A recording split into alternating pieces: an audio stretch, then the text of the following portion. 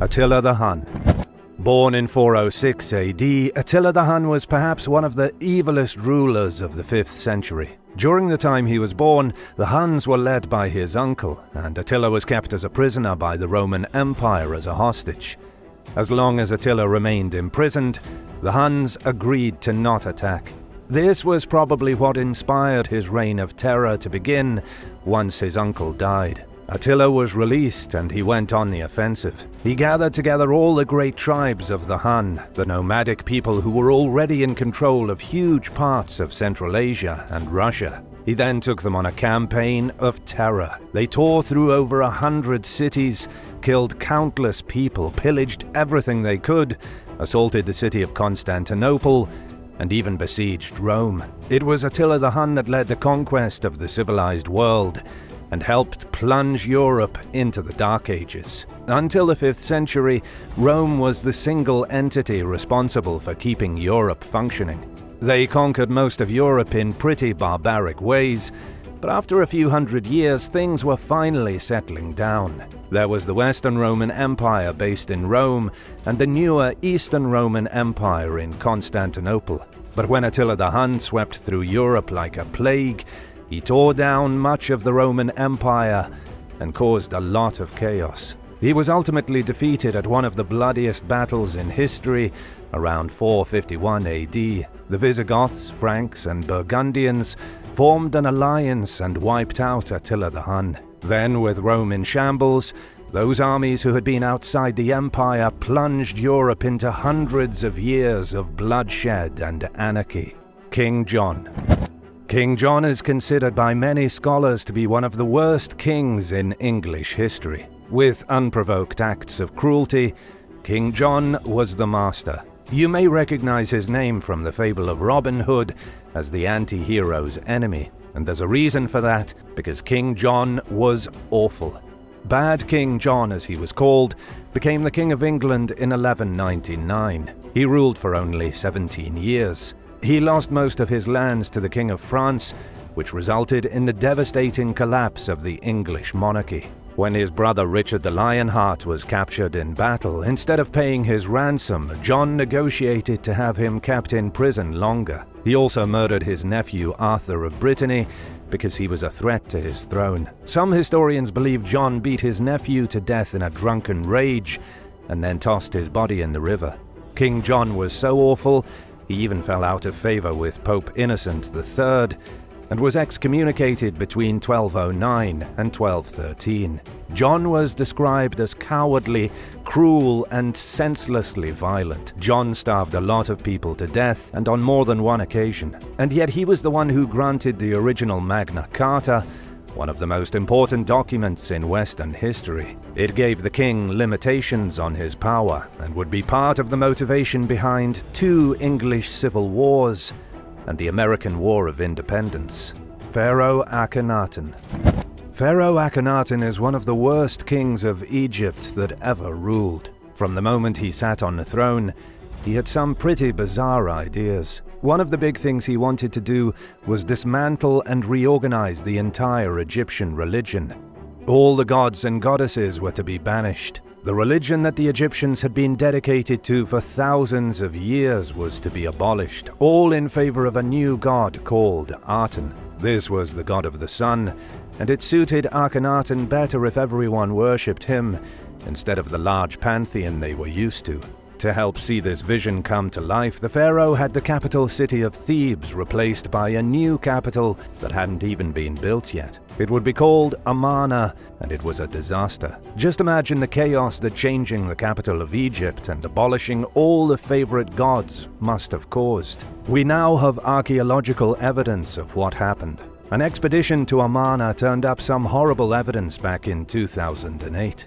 Researchers discovered that roughly 2/3 of the population died before they ever turned 20. They were almost all malnourished, 60% had broken bones, and it was pretty clear from the evidence they had lived miserable lives.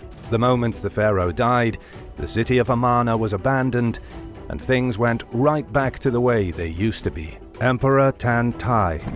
Emperor Tan Tao of the Nguyen dynasty ruled Vietnam between 1889 and 1907. Some historians say he was eccentric and mentally deranged. And while there are some who say his madness was a fabrication by the French invaders to make him look weak, others say he was indeed mentally disturbed. Things got so out of hand with the emperor that he needed to be detained and overthrown. At the peak of his madness in 1907, it was said that the emperor fed one of his wives naked to a pack of tigers. He had another of his wives shot to death and a third tortured in unspeakable ways. It was written in a French newspaper that the king went totally mad and gave in to bloodthirsty sadism. The palace in those last days was like something from the depraved days of Rome when Caligula was emperor. He had a harem of women trapped inside the palace walls, and they each wound up dead from some hideous experiment or another, until finally Tan Tao was trapped in the palace and never allowed back out until his exile. He was banished, then shipped off to the extremely remote La Réunion Island in the middle of the Indian Ocean. He wasn't allowed back in Vietnam until they declared independence in 1945. The Habsburgs. The Habsburgs were a very important European family that many people have never heard of. They ruled Europe for hundreds of years, from the 13th century to the 20th century. The monarchy had a huge empire that included places like Hungary, Romania, Poland, Croatia, and many more. Back then, most of the kings and queens were related. It's still true even now. For example, Richard Nixon was supposedly a distant cousin of Queen Elizabeth, and cousins with Herbert Hoover. In medieval times, the king of one country was probably a brother or cousin or some distant relation with the king of the country next door. And this is how the Habsburgs ruled for 700 years. It began in 1273, when Rudolf I became the Roman German king. Rudolf claimed Austria, allowed his sons to rule over it, and from there they spread out. It was more of a clan of nobles than just kings, but they all had the same blood, and they dictated all that happened in Europe. And while some of them were more awful than others, they were all quite odd for one main reason. They bred with each other so many times that they created their very own medical problem. A team found 18 different anomalies in Habsburg faces and used the portraits to calculate the degree to which different members of the Habsburg family were inbred.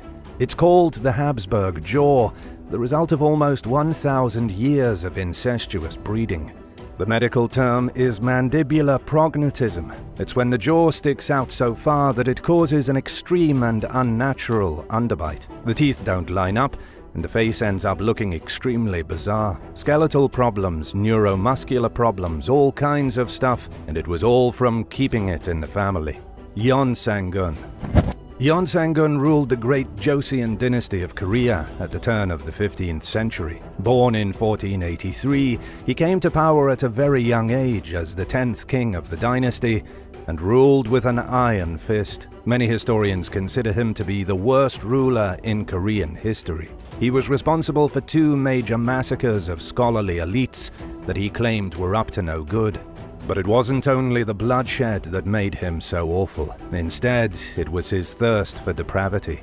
The ruler had over 1,000 women abducted from the various provinces in Korea, brought to the palace, and kept there as prisoners to be entertainers. He killed anyone who commented on his poor behavior and forced people into slave labor to build a giant personal brothel and his own hunting grounds. This resulted in the demolition of a residential area and the eviction of over 20,000 people. His lust got so out of control that finally in 1506, the king was deposed and replaced by his half-brother, Grand Prince Yonsung. Yonsung was exiled and banished from the kingdom, but died only a few weeks later under mysterious circumstances. In the weeks that followed, so did all 4 of his young sons. Emperor Andronicus I Komnenos. Andronicus I Komnenos, once the emperor of the Byzantines from 1183 to 1185. He ruled the lands for a measly 2 years, and in that brief time he earned the nickname Misophaes, which translates roughly to hater of sunlight. He earned his name because of his fascination with blinding his enemies. Because Andronicus was born to royalty, he lived a pretty easy life and had a very privileged childhood. But in 1141 he was handed over to the Turks as a prisoner and forced to stay with them for 1 year.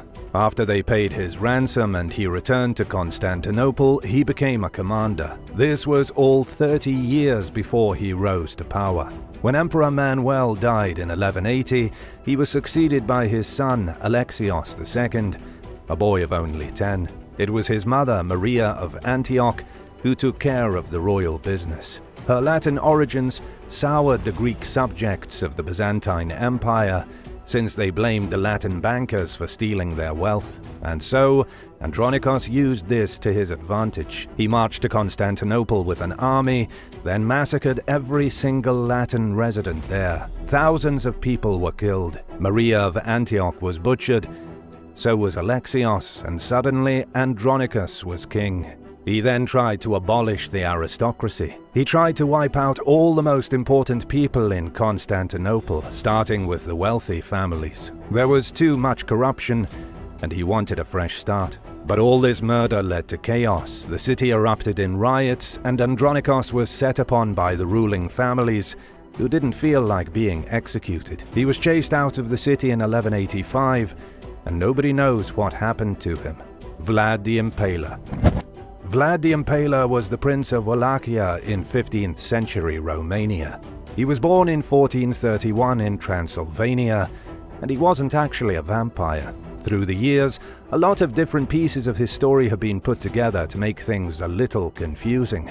But here's what actually happened. In 1431, Vlad's father, Vlad II, was introduced into the Order of the Dragon and given the surname Dracul. It's just a fancy word for dragon.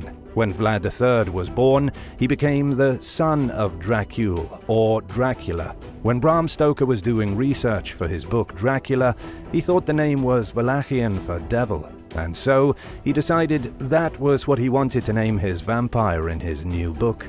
Stoker didn't even know anything about Vlad the Impaler, but really just liked the name Dracula. Still, Vlad the Impaler didn't get his name without reason. He was an absolutely horrifying ruler, and not a very good one either. The local nobles deposed him after he sat on the throne for 2 months. Nobody even knows where he was between 1448 and 1456.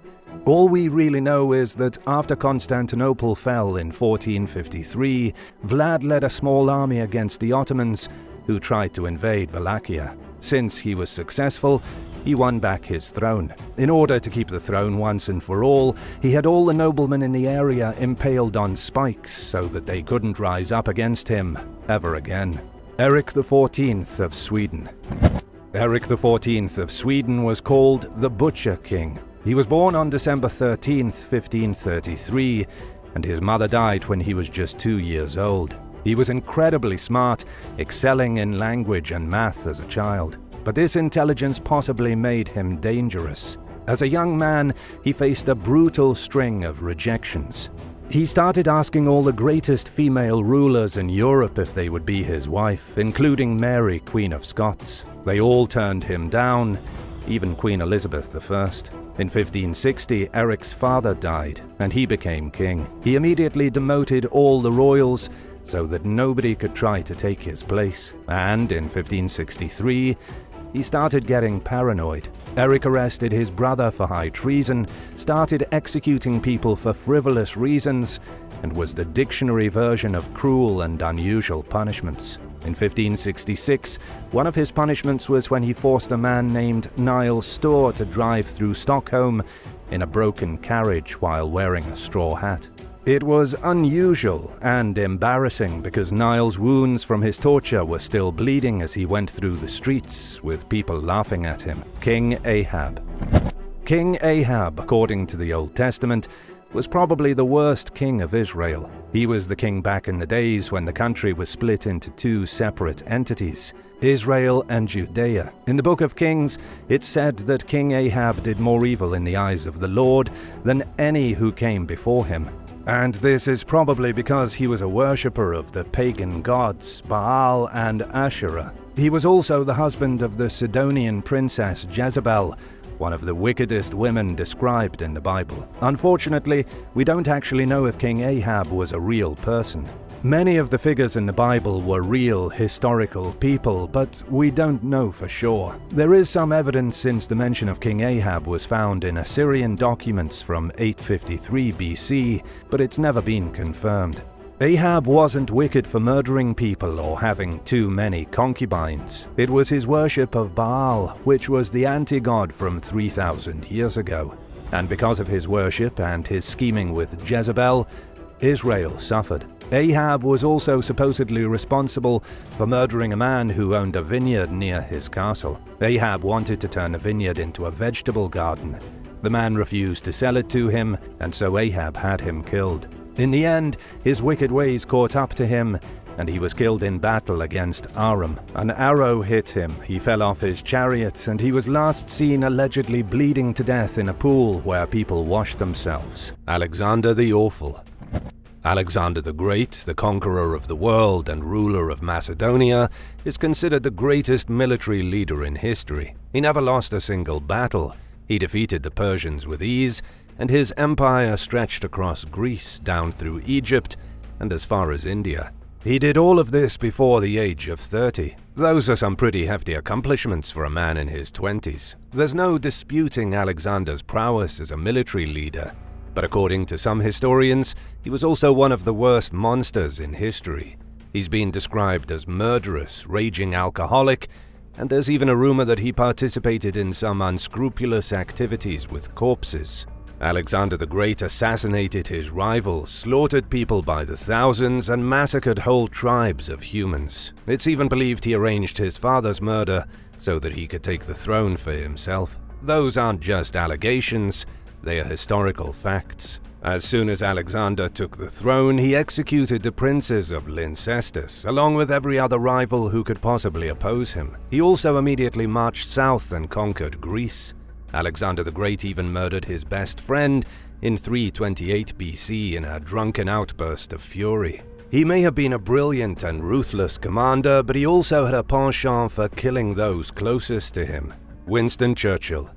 Winston Churchill was voted in 2002 as one of the greatest Britons who ever lived. He was the Prime Minister during World War II, and he led Britain through their darkest hours while maintaining troop morale and ensuring Britain came out victorious over Nazi Germany. Many people view Winston Churchill as the only thing that stood between the Nazis and the destruction of the United Kingdom. Without the leadership of Winston Churchill, the Nazis very well may have crossed from France and into Britain, forever altering history. His political career lasted roughly 70 years, and so it's no surprise that he had his share of controversy. The biggest controversy these days is that Churchill was, despite being such a great leader, an unapologetic racist. In 1937, he was quoted as saying, "I do not admit that a great wrong has been done to the Red Indians of America or the black people of Australia." He went on to say that the only wrong done to the indigenous people was that a stronger and wiser race came along and put them in their place. John Charmley, the author of a book on Churchill and an expert on the deceased leader's life, says he believed in racial hierarchy. Churchill saw himself and the white people of Britain as at the top of the Darwinian chain, meaning the peak human race. This was hugely hypocritical considering England was fighting against the Nazis, who believed something very similar. Queen Hatshepsut's secret affair. Queen Hatshepsut ruled Egypt around the year 1473 BC. She wasn't originally allowed to ascend the throne, even though she had royal blood running through her veins. Ancient Egyptian law stated that a king's role could never be fulfilled by a mere woman. It was also said that the pharaoh needed a queen by his side, though a queen couldn't rule all by herself. Hatshepsut put this to the test when she ascended to the throne and claimed that she was married to the king of the gods, and for that reason she had every right to rule as any other pharaoh. She was a fierce and bold leader over 1500 years before the more famous Cleopatra took over Egypt. To secure her position and the respect of the people, Hatshepsut had to do the impossible. She wound up securing goods from faraway places that her predecessors had failed to acquire. She sent legions of ships across the sea to bring back ivory and gold and to establish diplomatic relationships with distant kingdoms. Hatshepsut ruled for 20 years and died around the age of 50, most likely from cancer, but she may have been hiding one major secret in her life. Near her tomb in the Valley of the Kings is also the tomb of Senenmut, a commoner. He was allegedly the secret lover of Hatshepsut, a man whom she was having an affair with for years. Yet he was nobody, a man who was forgotten by the masses as soon as he died. But he was buried in the greatest cemetery in Egypt. Archaeologists have even found graffiti left behind on the west bank of Thebes showing Hatshepsut and Senenmut together. Researchers believe their affair was common knowledge, but that the queen tried to hide her secret affection for the commoner as best she could, and although she may have been trying to hide it, she couldn't help herself but to have him buried near her own great tomb, so that they might meet again in the afterlife. The dark side of Martin Luther King Jr. There's no denying that Martin Luther King Jr. was an absolute hero. He was the civil rights advocate in the 1960s who fought valiantly against the oppression and discrimination that was so prevalent in America at the time. But while Martin Luther King Jr. was a respected and beloved hero in front of the cameras and while standing before crowds, his private life was significantly different. His career in activism started in the early 1950s when he boycotted public transportation in Montgomery, Alabama. He was 26 years old at the time and already in possession of a PhD in systematic theology from Boston University. However, we know today that King's dissertation was blatantly plagiarized. He only got his PhD because he copied entire paragraphs from other sources and claimed them as his own. Normally, this is the kind of thing that gets a person's credentials completely revoked. But his dissertation wasn't the only thing that was plagiarized. When King delivered his sermon at the Ebenezer Baptist Church in Atlanta, large parts of it were plagiarized from a different sermon by a man named Harry Emerson Fosdick. Besides stealing his material, King was also a notorious womanizer who cheated on his wife, Coretta Scott. The couple got married in 1953, and throughout his travels, he saw a multitude of other women. In the summer of 1963, the FBI bugged King's phones and hotel rooms where he stayed while traveling. They thought they would pick up communication between him and the communists. Instead, they eavesdropped on intense, intimate encounters between Martin Luther King Jr. and a myriad of random women. The FBI even claimed they once caught King participating in a group affair of half a dozen people, including members of the church. Have you ever heard about these dark secrets of Martin Luther King Jr.? Tell me in the comments and hit subscribe while you're at it. Simon Bolivar. Simon Bolivar is known as the Liberator of America. He was the brilliant Venezuelan military leader who successfully established Colombia, Venezuela, Ecuador, Peru, Bolivia, and Panama as independent from the Spanish Empire. This was a major deal in the early 19th century as Spain's hold over South America came to a crashing halt. Simon was behind the defeat of the Spanish in New Granada in 1819. He defeated the Spanish in Venezuela and Panama in 1821, Ecuador in 1822, kicked the Spanish out of Peru in 1824, and finally Bolivia in 1825. With the Spanish defeated, all these new nations were merged into the state of Gran Colombia, of course with Simon Bolivar as the president and overlord. But in the end, he couldn't hold the new state together, as separatists and federalists ripped each one apart. In 1830, he was removed forcibly from the government and nearly killed. There's no denying that Simon Bolivar played a critical role in liberating South America, but he still had his secrets and his faults. For example, he was married only once and very briefly while visiting Spain as a young man, but he quickly divorced his bride and then never remarried. Simon Bolivar was a notorious womanizer. He preferred to romance women he met while on the campaign trail, never wanting to settle down. Lastly, Simon Bolivar wanted to be a dictator. Sure, he liberated the countries of South America, but once he had done that, he tried to rule over them from a position of supreme power. This was what made him extremely unpopular and got him kicked out of office. The Secrets of Cleopatra. Cleopatra is one of history's most famous leaders. She was the very last pharaoh of Egypt before the rise of the Roman Empire and the death of ancient Egypt.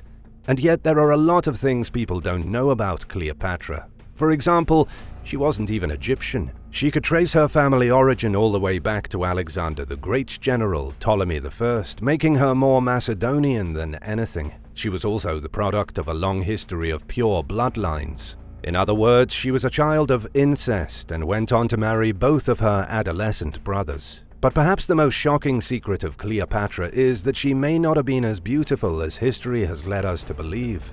Coins and other ancient relics with her depiction show a woman with a hooked nose and what could be considered manly features. Some historians believe she intentionally portrayed herself as masculine to come off as more powerful. According to the ancient writer Plutarch, Cleopatra's beauty was fairly ordinary, but it was her charm that made her so desirable. Hammurabis Code. The Code of Hammurabi is the oldest complete code of laws ever written down. There were two slightly older codes of conduct created in the Middle East, in the ancient Sumerian city of Ur in the 21st century BC.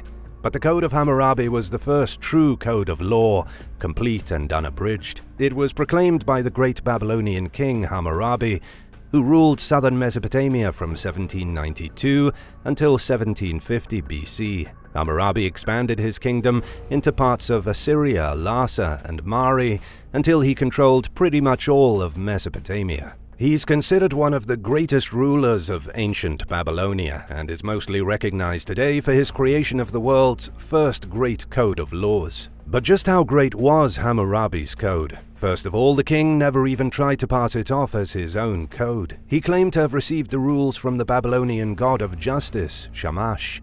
That way nothing could be his fault, since the laws were passed down to him by a higher power. By far one of the worst parts of Hammurabi's code is that it included gruesome forms of punishment for what were considered heinous crimes. It was all about the law of retribution, or an eye for an eye.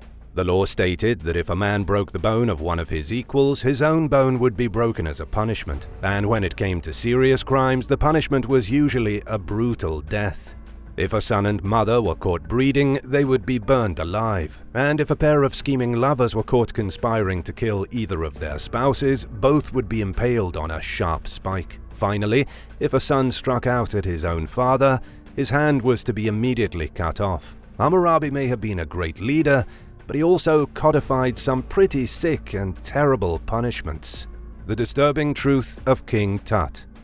King Tut's greatest achievement was reversing the radicalism of his father during his short life between 1341 and 1323 BC. His father had obliterated the traditional religious beliefs of ancient Egypt, and King Tut immediately reversed them. Much like Cleopatra, who ruled Egypt 1300 years later, King Tutankhamun was a byproduct of rampant inbreeding amongst the royal line. In 2010, researchers performed a DNA analysis on the remains of the young king and found that he was almost certainly the child of despised Pharaoh Akatan and Akhenaten's sister. This was pretty standard in Egypt, since the royal family considered themselves descendants of the gods and needed to keep the bloodlines pure. But with a pure bloodline came congenital defects. King Tut himself had a cleft palate and a club foot. When the king's tomb was found, researchers were shocked to see that he was not buried alone. In the treasury room, aside from heaps of priceless treasures, researchers found two miniature coffins containing a pair of fetuses. Modern DNA tests revealed the fetuses to be Tutankhamun's children. It's believed that Tutankhamun impregnated his half-sister, Ankhesenamun, but after so much inbreeding, their children died before they could even make it into infancy. Constantine the Corrupter. Roman Emperor Constantine is seen as a saint. In the Greek Orthodox Church, he's considered equal to one of the apostles. He was one of the most pivotal ancient leaders in establishing the gospel and spreading Christianity during his rule between 306 and 337 AD. But while some see him as a saint, others see him as a corrupter of the church and a destroyer of history. Constantine was the first Roman emperor to convert to Christianity and the one responsible for stopping Christian persecution. But it's believed he had a serious ulterior motive for his conversion. At the time, Christians were becoming a majority in Rome. For him to continue wielding power, he needed to appease the Christians. He did this by unifying the seat of the emperor with the church itself. But by the end of Constantine's reign, something awful had happened. He had switched completely to Christianity, banished other religions from being practiced in Rome, and had started tearing down Roman temples. The gods of old were abolished. Rumor has it that those who refused to convert to Christianity were slaughtered, and the face of Europe was changed forever. Catherine the Great. Catherine the Great rose to the Russian throne in July of 1762 and ruled as the longest-lasting female leader of Russia. And while she is remembered in the history books as being a brave queen at a time when men were the ones to oversee the world, the truth is that she stole her throne by seducing Peter III, the Tsar of Russia, and then usurping him at the first possible opportunity. Catherine worked hard to gain the support of the most powerful military regiment in Russia, plotting in secret to arrange the arrest of her husband, and once that happened, she immediately took over as the sole ruler. Peter was also killed at the hands of Alexei Orlov weeks later, assassinated by the brother of Catherine's lover, Gregory. Gregory was one of Catherine's many lovers, whom she had throughout her rule, and even before it. She had at least 2 affairs in the brief 6 months that she was married to the Tsar, before she had him arrested and stole his power. Maximilian Robespierre. Maximilian Robespierre was born on May 6, 1758. He would grow up to be the leader of the French Revolution, and while he was invested in creating a new nation that relied on the virtues of liberty and equality for all, he went about it in a questionable way. He was the one behind what's called the Reign of Terror. His ideals may have been admirable, but he went through extreme actions that resulted in bloodshed and horror, the likes of which hadn't been seen in France in a very long time. Maximilian started out as a lawyer. He supported political campaigns, fought against slavery, and opposed the royal family. He was a philosopher, he opposed the death penalty, and he didn't believe in cruel and unusual punishment. By the year 1789, Maximilian was the leader of the political faction known as the Jacobin Club. Then in 1792, the people of France, with Maximilian's help, rose up against King Louis XVI. King Louis was killed by the guillotine on January 21, 1793. And with this little taste of blood, Maximilian went crazy. He went on a spree of violence and executions, and on September 5th of that same year, the Reign of Terror began. Maximilian was, for all intents and purposes, leading the country of France. He determined that the only way for the revolution to continue, and for himself to remain in power, was to put to death every single opposing political group. Roughly 16,000 people were killed by guillotine, with nobody knowing how many more were killed in other ways. Maximilian was so drunk on bloodlust, his own people ambushed and executed him on July 28, 1794. Bloody Mary. The legend of Bloody Mary goes back to Queen Mary I. She was the first woman to rule England by herself, and who didn't inherit the throne. She seized it with powerful ambition in 1553. At the time, the public was thrilled. It was said that nobody could remember a time when the public rejoiced so much at seeing a new ruler. Mary Tudor was widely celebrated, yet before long she became one of the most despised figures in English history. She was the eldest daughter of Henry VIII.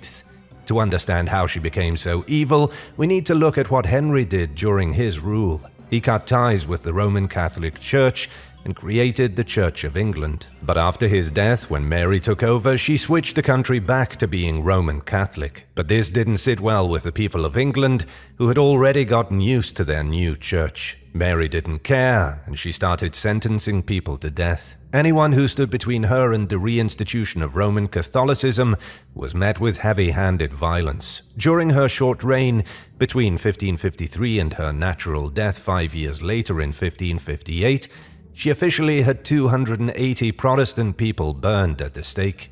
Mary didn't just execute religious dissidents, she burned them alive. The Mad King Nebuchadnezzar.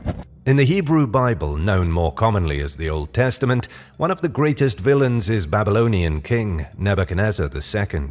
The Old Testament claims Nebuchadnezzar laid siege to Jerusalem, looted all the gold and treasure he could get his hands on, abducted the Judean king, then stole all the artisans and skilled workers, and took them back to Babylon. 10 years later, after he had already decimated the Judeans, he returned to Jerusalem and burned Solomon's temple to the ground. The book also says the king was punished for his barbarity by being turned into a crazy person. He went mad, wandered into the wilderness, and then roamed like a lost beast and ate nothing but grass.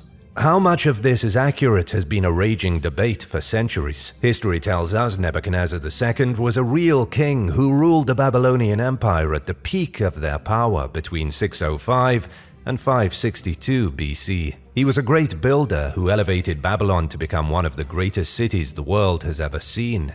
We know this because of hundreds and hundreds of inscriptions found by archaeologists. As for the conquest of Jerusalem, that's also been documented. The exact date was 597 BC, when the king of Babylon brought his armies against the city of Judah and captured the king. And he did it all because the Judean king, Jehoiakim at the time, refused to pay tribute. Since the Judeans wouldn't pay money to the great king, he utterly decimated their city, slaughtered their people, and stole their gold. Pedro the Cruel.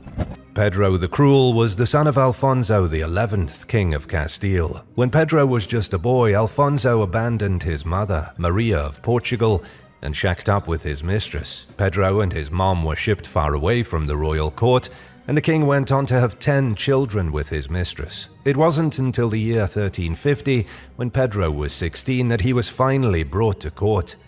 His father died from the Black Plague, and even though he had nearly a dozen illegitimate children, Pedro was still the heir to the throne. One of Pedro's first actions was to kill the mistress. His father's mistress was butchered, along with anyone who supported his half-brothers. According to historian L.J. Andrew Vialon, Pedro was vindictive from the start. After the first few ordered executions, he really got a taste for it. Pedro married Blanche of Bourbon, the daughter of a very powerful duke. It was the perfect marriage to secure alliances with the French. But just like his father before him, Pedro ditched his new wife for his mistress, Maria de Padilla. Pedro went even further, having his new wife murdered in 1361 after he collected the dowry from the marriage.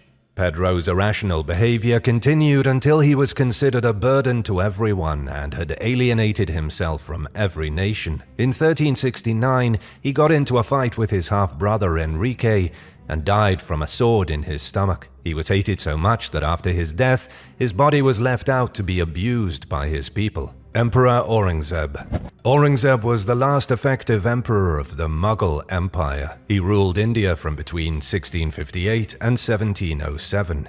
His reign started after he imprisoned his father and murdered his brother. Those are pretty evil things to do, but in all fairness, they weren't all that uncommon when an ambitious young man had a father and brother between him and the throne.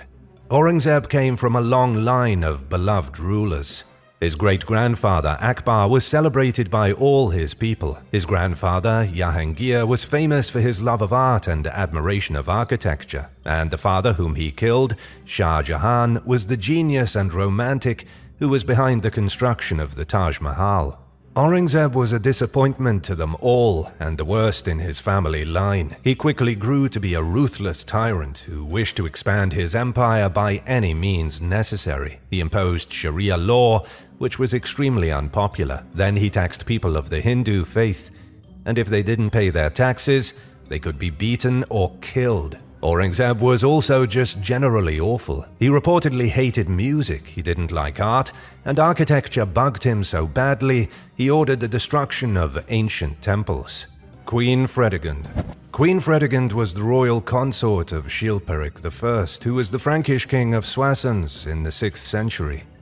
She started her life out with very little power, but quickly climbed the political ranks thanks to befriending King Chilperic. She started as his first wife's servant, but managed to seduce the king and persuade him to divorce his wife and send her into isolation at a convent. Fredegund literally boosted herself from a servant to a queen consort while having the original queen banished.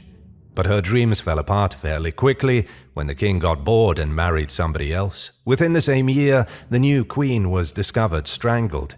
It's believed Fredegund either did the strangling herself or ordered someone else to do it. Whatever the case, she was the next to be queen. In 584, Chilperic I died. Fredegund was left in control of the kingdom. She was an extremely effective ruler, When the Franks went to war with Burgundy, she took on the role of commander and led the armies herself. But she was also fairly evil. She was responsible for multiple assassination plots on almost everyone. She's been described as a queen obsessed with assassination. She hunted clergy, political figures, and even King Guntram of Burgundy. She was so murderous that at one point Fredegund took up residence in the Notre Dame Cathedral because it was considered a sanctuary where she herself couldn't be assassinated. Cambyses II.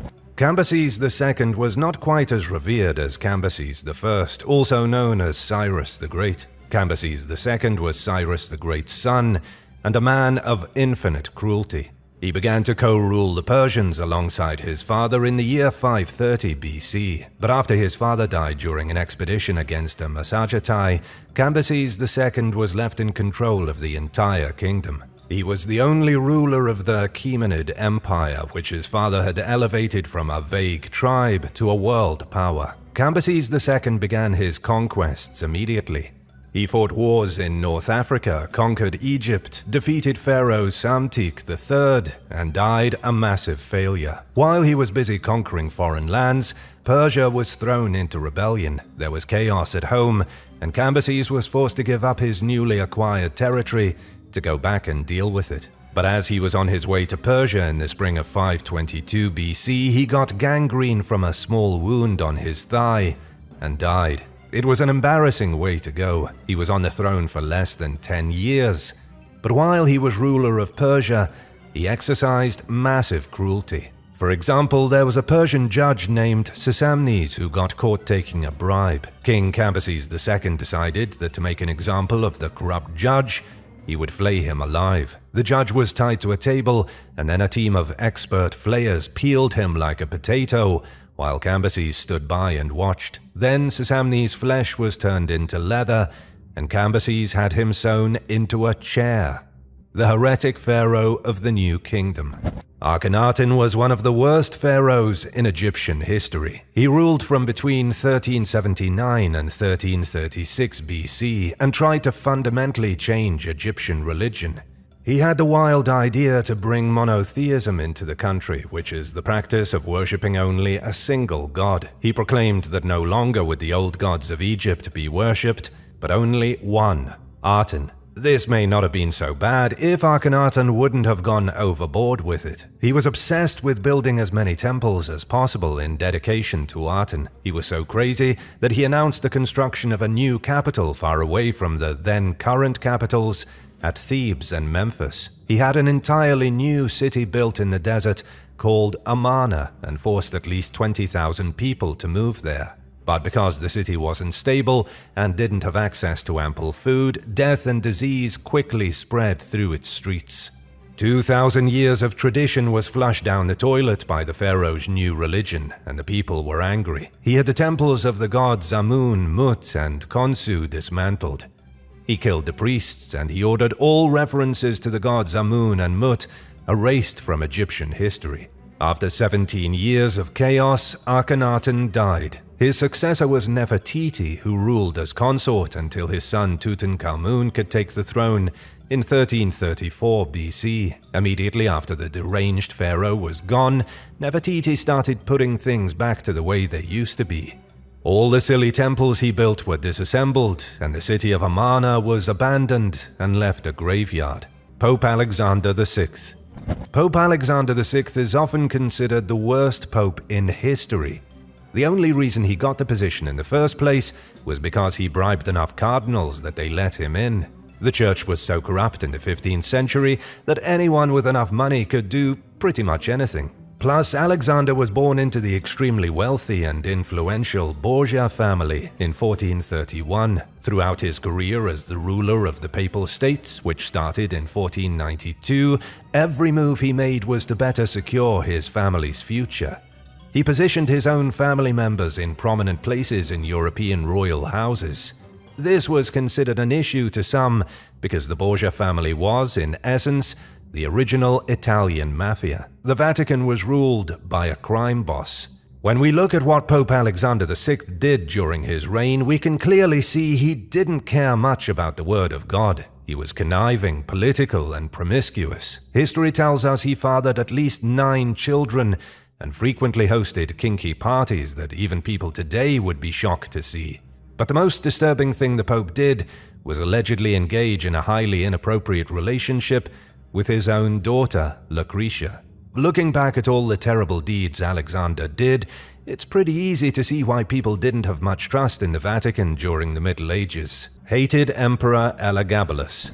Elagabalus was one of the most hated emperors in Roman history. He was born at the beginning of the 3rd century AD and was about as terrible at the job as Nero or Caligula. In his youth, Elagabalus served as the high priest of the sun god Elagabal in Syria. His family had been high priests for centuries. His mother happened to be in a good position with the Severan dynasty, which had ruled Rome since 193 AD, and this was how Elagabalus was able to get into politics. Following the death of Emperor Macrinus, Elagabalus was positioned to take the throne, but he had been a high priest for far too long in a foreign land. Syria was technically part of Rome, but it was considered barbaric to the people who lived within the city of Rome itself. The new emperor refused to wear Roman clothing, he paraded around in his traditional garb, and he continued practicing his priestly duties. That included worshipping a god his subjects had never heard of. There are some accounts that say he practiced human sacrifice, which the Romans found disgusting. But that wasn't all Elagabalus was doing. He was lewd, he had multiple romantic partners from both sexes. He was notorious for violating the chastity of noble women and then tossing them aside. His lascivious behavior continued until the year 222 AD. That was when the Praetorian Guard grew so sick of him that they removed the emperor themselves. Which of these awful rulers do you think was the absolute worst? Let me know your thoughts in the comments and remember to hit subscribe. Thanks so much for watching and see you again soon for another crazy video.